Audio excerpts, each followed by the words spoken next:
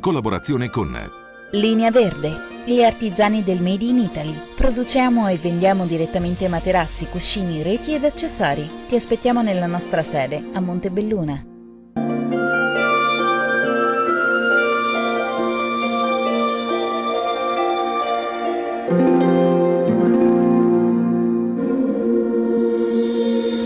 Benvenuti all'oroscopo di Antenna 3. Ariete, magica sensazione di benessere e vitalità, l'energia scorre col ritmo giusto rendendovi dinamici e vitali.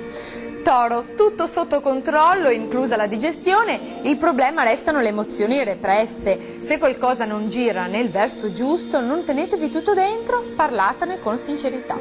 Gemelli, fondamentali, sport e moto all'aria aperta in generale, la natura ripaga il vostro amore coccolandovi e curandovi nei momenti no. Cancro, più socievoli e aperti del consueto, non avete problemi di certo col flirt amoroso. Il difficile è mantenere vivo l'interesse. Leone, siete già sulla buona strada per mantenervi in perfetta salute, da controllare il peso, non che sia eccessivo, però i peccati di gola ci sono e come un po' per tutti, sapete com'è.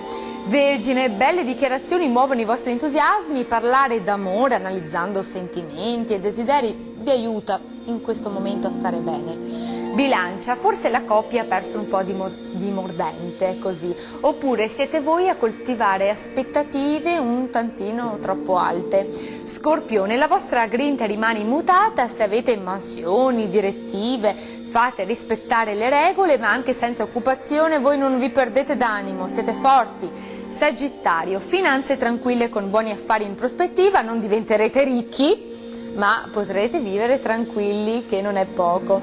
Capricorno, sapete di valere, perciò riuscirete a collocarvi nel modo giusto.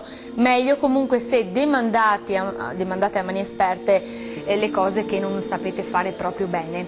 Acquario, energia buona ma non inesauribile, tendete a strafare ma vi stancate, ormoni sballati e un po' d'ansia, Pesci, gli studenti non hanno vita facile tra compiti da fare e esami universitari da affrontare, ottime invece le cose per chi ha un lavoro. Dall'oroscopo è tutto e arrivederci.